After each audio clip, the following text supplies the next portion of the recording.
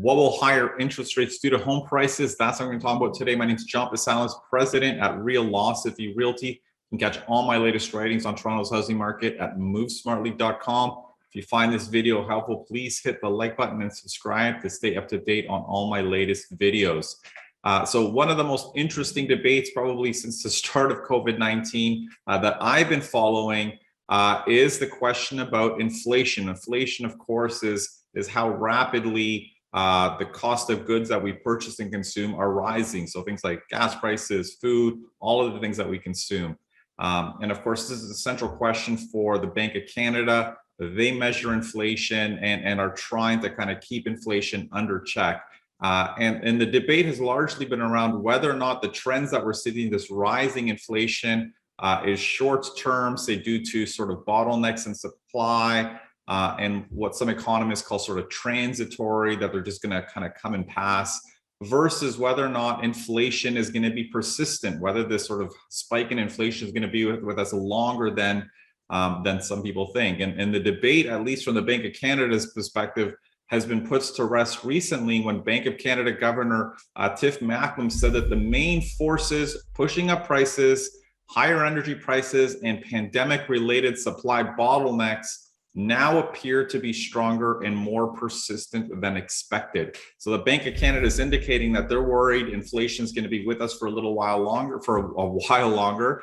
And because of that, they're indicating that they plan on raising interest rates sooner rather than later, with most analysts expecting the first rate hike to come as early in April. And CIBC's Benjamin Tal indicating that the bond market has already priced in as many as 6 rate increases in 2022. Now, who knows if that's likely or not? But again, I think this is what the markets are indicating. So one of the questions I've been getting a lot is whether this is going to cause the housing market to crash, or prices going to fall because interest rates are increasing or are expected to increase next year. And the short answer from my perspective is that it's very, very unlikely that we're going to see that happen. I think we're going to see the market cool, but we're unlikely to see prices fall. And to understand why, I mean, to start with, we need to kind of keep in mind that most people who get mortgages today, for starters, most are getting 5-year mortgages, which means their interest rates are locked in. So they're not really impacted by this increase in interest rates. Even people on variable rates usually have their mortgage payment fixed. And as rates increase, more of that payment goes towards interest versus the principal. So a lot of people aren't necessarily going to feel the higher interest rates when it comes to their mortgage. We're not going to have a lot of distressed sellers or homeowners who need to sell. And even among the homeowners who are impacted, maybe they have high home equity line of credits, which would be more impacted by the Bank of Canada's increase in interest rates. You know, homeowners, again, are more likely to cut down on other expenses before they rush and sell their home. So we're unlikely to see a lot of distress in the housing market because of higher interest rates. The other thing to keep in mind is that everyone getting a mortgage over the past 5 years has been qualifying at an interest rate that's closer to 5%.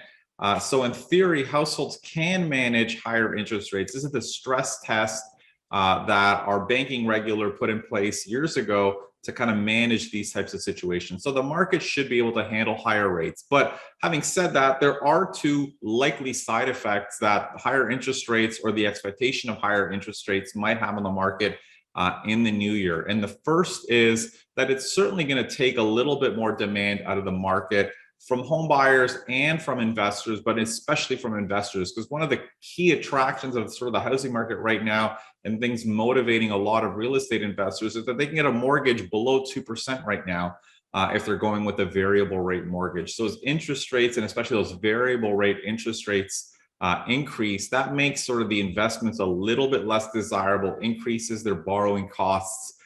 So it might certainly take a little bit of demand out of the market if we see, especially if we see a rapid acceleration in the number of Bank of Canada rate hikes.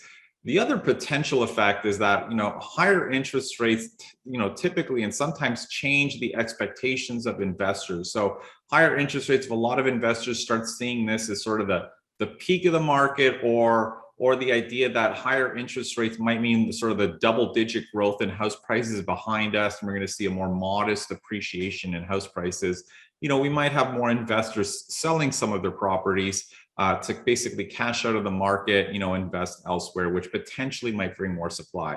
But again, even if these two things do play out, it's unlikely to be significant enough to push prices down. Again, when we look at, and I've said this in past videos, Toronto's housing market right now, it's like a car going down the highway at, 200 kilometers per hour. And before it can go into reverse and have prices fall, the market really needs to slow down, and it needs to slow down quickly. So pulling some demand out of the market, and even potentially bringing some supply, if that even happens, is more likely to cool the market and kind of bring it to a more balanced pace, at least in the short term, rather than pushing home prices down. And in future videos, I'm going to talk about maybe some of the things we'll be keeping an eye on that might trigger a decline in prices. But at least in the short term, over the 6 to 12 months, I don't think interest rates alone are enough to kind of cause a rapid slowdown in Toronto's housing market. I hope you found that video helpful. If you have any questions, please post them below or send me an email at askjohn@movesmartly.com.